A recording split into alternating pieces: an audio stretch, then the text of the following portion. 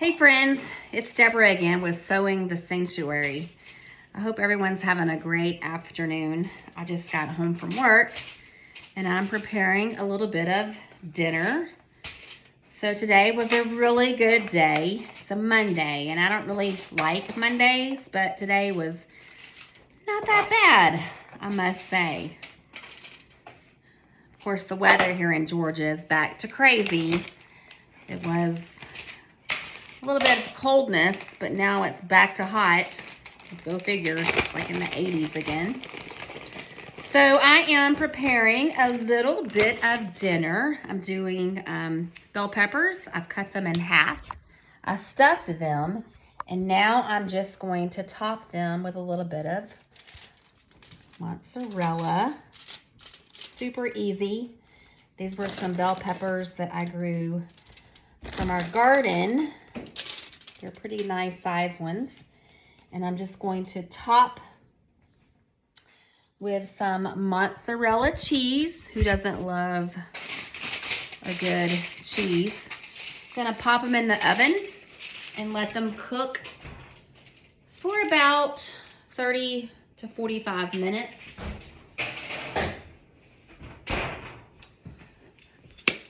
Good dinner and quick. So I'm gonna grab some keys for our barn. I'm gonna go up to the barn and grab a few tools while dinner's cooking. And then I'm gonna come back down and cut the rest of our zinnias that we had growing in the garden. I think we are pretty much at the end of our harvest, unfortunately, for zinnias. So I'm gonna go check those out. All right, we're gonna go to the, come on, let's go, Greta. Come on, let's go to the barn. Let's go to the barn and go to the garden. Come on. Come on, Greta girl. Come on, Greta. Trying to see if my Greta girl wants to go with us. She's the sweetest dog ever. She's always so excited to see me when I get home from work. So I'm gonna go into the barn here and get some cutters, and then we're gonna cut the rest of our zinnias. We only have a little bit, not that many. I'm gonna show them to you. So we had lots of zinnias, but this is all that's really left. We've got several of these that look like that. I don't know if you can see them, but they're beautiful. That was probably my favorite production this season. All right, I'm gonna grab some shears. Let me turn the light on. Here we go. All right, so this right here is where we store all of our garden supplies. My husband actually built this shelving for me last season, and I was able to put all of our extra pots and bird houses and all the things for our garden. All right, I'm gonna grab a basket and then we're gonna get to cutting. All right, so for those of you who don't know how to properly cut your zinnias, of course now it's obviously okay because it's late in the season, but if it weren't late in the season and it was still pretty early, you would want to take your stem and kind of do this. You kind of just want a push on the stem, I guess. And if your stem does not easily seem as if it's going to break, then you're okay to cut it. So here, this one's obviously okay, but once you give it that little push, if it doesn't tilt over, and if this right here, the head stays on and it feels pretty sturdy, then it's obviously okay to cut your zinnia. So we're gonna cut this one and put it in our basket. All right, we're gonna cut the rest of our zinnias. And this is probably most likely going to be the last cut of the season, but I don't know, with this weather coming in late as it is, it's kind of warm, we may actually get one more harvest out of this. So I'm most definitely not gonna cut this down yet. I'm gonna keep it for sure until it promises no return. All right, let's go over to the other side. Oop, I missed a couple. Let me get these right here. All right, and then I'm just gonna put them in our little basket right here. All right, we're gonna go over to the other side, and I'm only gonna get a few from this side. So I'm gonna get these, and then I'm gonna take these inside, and we're gonna be able to make just some cute little flower arrangements. So I'll see you back inside. All right, so we're back inside. It was so hot outside. Whew, I had to take my sweater off. All right, so I got a nice little basket of flowers, and on my way back in, I happened to stop and I saw my rose bush, and it was blooming some really beautiful, vibrant red roses. So I actually stopped to cut just a few of those.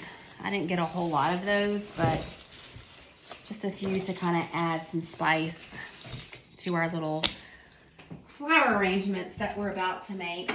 All right, so I'm gonna do these in just little mason jars. These are the types of mason jars that I like to use, the bigger size. And then of course, just your regular cute little mason jars. So I don't know how much we're gonna have, how much flowers we're gonna have to be able to make our flower arrangements, but hopefully we'll get at least enough to make, I would say, at least 3. All right, so what I'm gonna do first is I'm going to just kind of take out of my basket all of the flowers, and I'm just gonna lay them on my counter. And then I usually just clip them all and put the debris in my sink. I don't have any kind of a fancy flower station, so this is just what we have to do. So I just take my good old scissors and I clip off the little leaves here. And sometimes I just use my fingers to kind of just deplete the leaves like so. And then I put them back in the basket. So that lets me know that one's been done. So I do this and get just all of the leaves off. Now sometimes, depending on what they look like towards the petal, I'll leave those on just to kind of give some greenery for texture, so that we can just add, you know, anything for a little bit more color. All right, so here is the bucket or the basket of flowers I was able to get, and just check out the color again. Really, really, really pretty, really gorgeous. All right, so I'm gonna make our flower little arrangements in our mason jars. I'm just gonna fill them up with water. I usually like to fill the water up first, just because to me it's harder to add the water after you get all the flowers in the jars. So I just like to do the water first. And then I kind of put out on the counter everything that I'm dealing with. So it looks like I was able to get probably enough to do what I was hoping, but I don't know, and it really depends on how full of an arrangement you like. So I just start taking my glass, and literally I just start putting the flowers in the glass. So here I have my mason jar, and I'm just gonna start stuffing it with with flowers. And as I am doing my design, I kind of cut the stem to length. So I'm thinking that I would like to start this one with flowers, just kind of a nice little dainty arrangement. And I don't want them so big and long. So I'm kind of going for that height. So that's going to be my gauge. I'm adding them into the jar. All right, so I'm just going to create my flower arrangement. I just literally stick my flowers in as I go and rotate the jar as needed. So as you can see, there's lots and lots of green already, and I tend to not want them to look so overcrowded. So as I begin to plug in flowers that I feel need to have a space filled, then I just kind of take all the limbs off, all the leaves off. I know that probably decreases the lifespan of the flower, but to me it just looks pretty and not so like just stuffed and kind of done in a very, I don't want it to look sloppy. So that's why I tend to just de-leaf everything. So as you can see on the top, there's like mostly green. So I'm gonna take flowers and just kind of fill in so that my green space is covered up. And I'm gonna do that with my top flowers. And then I'm going to take my roses that I picked off of my rose bushes, and I'm just gonna add them in for a pop of color. All right, so here you have a homemade flower arrangement that is simple yet elegant. And so I like to do arrangements like this pretty regularly. I like to put them on my tables. I like to kind of keep flowers fresh.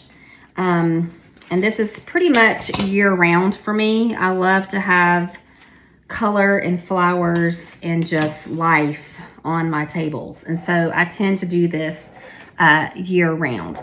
Now, I would not be able to do this year round if I had to go and buy these flowers each and every time. I simply could not afford it. And so this is going to be a nice splash of color to add. And I love especially the autumn hues of color here with the burgundies and yellow, the deep yellow. I think it's just going to add so much beauty to my tables. And I'll probably put some nice little pumpkins around it to kind of give it that fall color. So I do want to share with you this particular seed. And this is super easy to grow if you're interested. What I did is I went to Baker Creek catalog and I picked out some, and you can go to bakercreek.com, but I went onto their website and I actually used their catalog as well. And I looked to see, because the colors, we have this magazine, Baker Creek magazine, and I love the magazine because you can see the color of the flowers. And who knew there were so many different arrays and so many different varieties of zinnias. But this particular zinnia I did get from Baker Creek. And so honestly, you just get the seeds, and then whenever you have your garden space ready for planting, you honestly just take your seed and sow it into the good dirt. Now, it has to be really good dirt because that's the dirt that's going to provide the good nutrients and everything that your seed is going to need in order to germinate properly. And so you just germinate, you just put your seed in the ground. And I actually started mine, I would say late May. And I was able to see harvest pretty quickly within a few weeks. I would say within 3 weeks, I started to see my seed sprout and grow into these beautiful, beautiful, beautiful zinnias. And I am still picking them, and it's the middle of October. So if you plant yourself some seeds like this, you will be able to enjoy some flowers through the late part of the year. So this makes my heart happy. I love to come home and see my tables filled with life, and it makes me even extra giddy when I know that those were seeds that I grew myself, and I was able to create this wonderful array of a bouquet. So pretty neat stuff. It's something little but yet so large. So a big, big win for me. And so it's just going to be neat to have this in our home, knowing that I sowed the seeds and now we're able to reap its benefits of the beauty. So this is kind of a reminder in life, I guess, is to, sow the seed where you want it to really, really count. And hopefully as you sow it, it'll become your sanctuary. All right. Thanks, guys, for tuning in. I'll see you next time. Bye.